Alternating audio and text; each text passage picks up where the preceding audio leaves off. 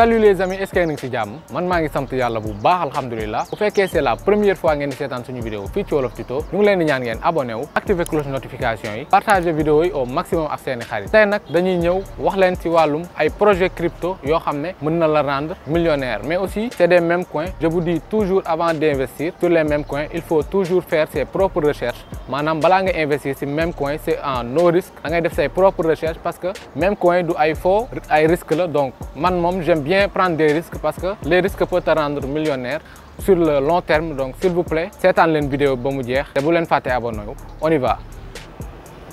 ñu xool premier même coin bi ñuy wax nag moom moo tudd Pepe Unchained. bu ngeen xoolee Pepe Unchained bokk na ci samay même coin yoo xam ne moom laa gën a jox potentiel parce que coin bu ma neex la comme Pepe nu mu nekkee premier coin bi nga xam ne dafa indi ay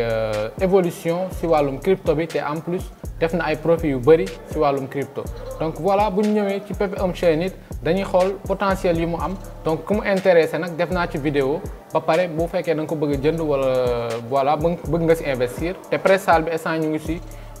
quelques jours moo ci des donc pour mu jeex instant bi ñu ngi ci 8 millions de dollars te dañ koy tëj à 9 millions de dollars donc gaaw leen pour dem ci boobu. Donc deuxième nag crypto bu ci topp moom mooy Base-Dogs donc bii nag moom crypto boo xam ne la même coin boo xam ne en pré-sale la te nga xam ne tur bi neexul wax peut-être ñun ñoo déggul anglais wala crypto bi moo compliqué boobu aussi def naa ci vidéo te instant bi bu ñu xoolee pré-sale mu ngi en 20% de pré-sale, staking mu ngi 20%, liquidity 20%. Donc yii nii yëpp nag bu fekkee comprendre leen ko dem leen ci yeneen vidéo yi nga xam ne def naa spécial pour wax ci crypto bii nii ci token bii nii pour kii ci instant ñu ngi 870% API en 5 jours 17 heures donc voilà c'est énorme. Instant bii nii nag prix bi fu mu toll mu ngi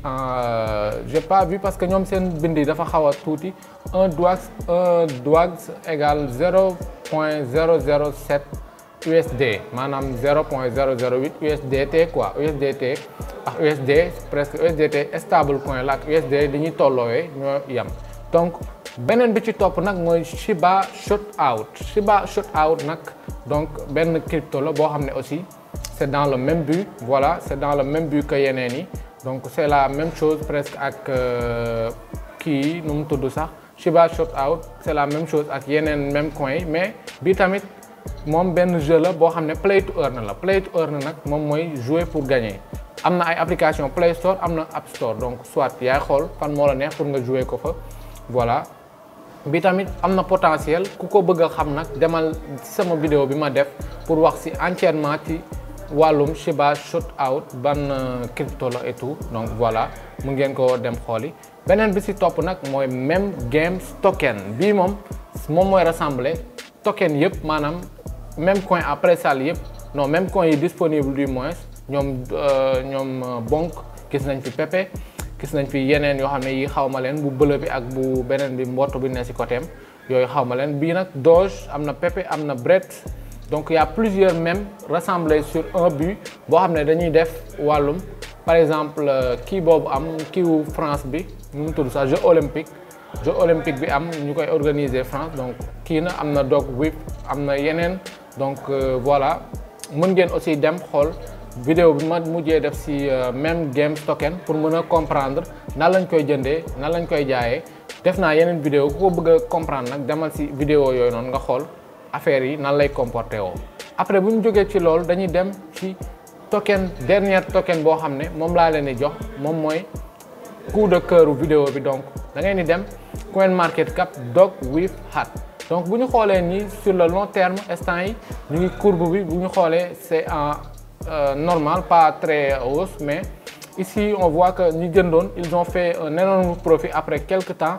de 4 $. Imaginez fii boo ko jëndoon à 0,01 $, xam nga doo ko xalaat comme bi ma leen woon après sal ni bu fekkoon jëndoon ngeen ko instant bi ma leen koy wax bu demoon par exemple ngeen jëndee ko ay 0, et quelques $, ngeen jënd ci 1 million bu defoon bu fekkee dafa dem ba ay 1 $ sax di ngeen yor peut-être 100 millions, pourquoi pas 10 millions ba 1 milliard parce que même coin yi loolu la waaye problème bi mooy dafa am ay risques nag mën na aussi mën nga jënd 1 million yi dem ba nekk 100 000 wala mu dem ba ne 10 000 waaye aussi 1 million yi mën na nekk ay milliards on sait jamais c'est ça le but des cryptos de Memcoin en pré-sale. Donc voilà, il faut que ma def benn vidéo boo xam ne day expliquer juste lan mooy Memcoin en pré-sale. Memcoin en pré-sale dama koy wax toujours mooy Memcoin boo xam ne génnagul ci marché bi dañ koy def en pré-vente. Par exemple yow da nga koy posséder avant moo génn maanaam dañ ci am partie avant muy génn ci marché bi ngi commencé gis courbe yeeg yooyu mais day am benn prix boo xam ne foofu la toll. Léegi nag bu fa tollee yow boo ko jëndee après ça mën na génn ci marché bi rek ñëpp jëndandoo ko. Par exemple